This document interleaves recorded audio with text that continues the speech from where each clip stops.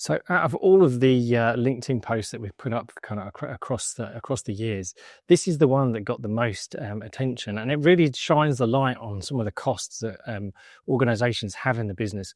In terms of the infrastructure space, obviously from an operational expenditure, one of the biggest costs that we see is the cost to support some of the assets that you have in place.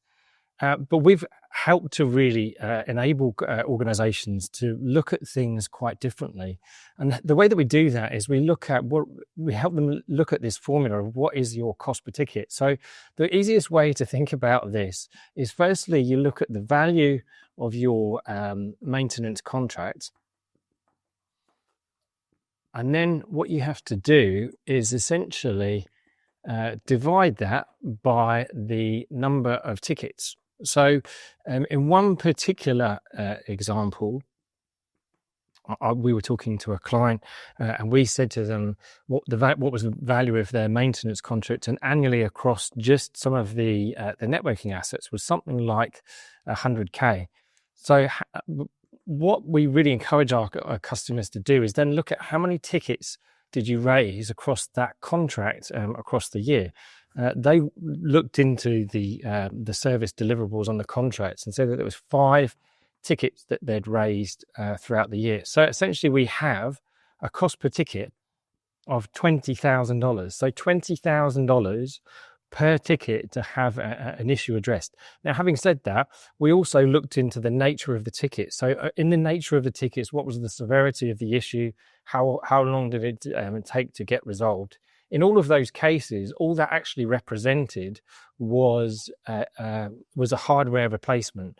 So the problem was fixed, and it didn't really represent itself in a huge critical one situation. So what did we do within that business? If I've worked for IBM as an example, and I've worked for the resellers. So if you came to me and I had my OEM hat on, I would basically say to you that our recommendation was that you have 100% of the assets that you have under support, and that they all get backed by the OEM, essentially. Backed by us, so with us directly. If I had my NTT or Dimension Data, what they were called when I worked for them, if I had my NTT hat on, I would again say that 100% of the assets have to be backed by us, and we do have a bit of a different offering. We've got, in some instances, we can offer our own support versus some of those back to back. However, in our business, we'd like to take a logical look at some of the devices and say, is there potentially a different approach to look at a way of minimizing both this number and this number? And again, we don't work within the confines of the OEM channel, so we could take a very different kind of look at the business and look at the infrastructure. So say, for example, if within that 100,000, it was 100 times one particular model of switch, then what we'd say to you is, look, there's no reason to have that kind of go back to back with the OEMs. That you could essentially look at, if that was 100,000, if you could look at essentially 5 spares to cover any kind of outages within the business, and so that those spares, even at the top end of town, if at the top end of town those were $5,000, then you have $25,000 cost there, which equals a $75,000 saving on your maintenance. So we don't just look at what is right for the OEMs, what is right in terms of the drive that they have. We like to take a look at the whole of your infrastructure, look at the criticality of some of the tickets. If there is an issue there where you need to have those tickets resolved, if you need to have the iOS updates, etc., then of course those has to be backed by the OEMs. However, we can look at a different scenario which says, how can we help to reduce cost in the business by looking at it kind of logically?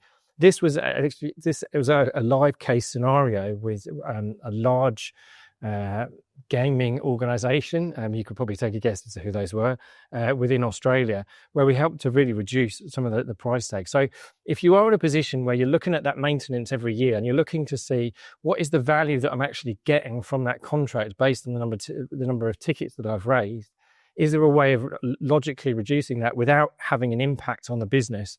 This is the sort of conversation that our business has with organizations and to help them strip some of that cost out of the business. So if any of that, I would strongly encourage you to look at your cost per ticket, have a dig into the service contracts, look at how many tickets you've raised, what's the value of that contract, what is your cost per ticket. If that number seems astronomical to you, then that's a conversation that we could have. So we'd love to hear from you.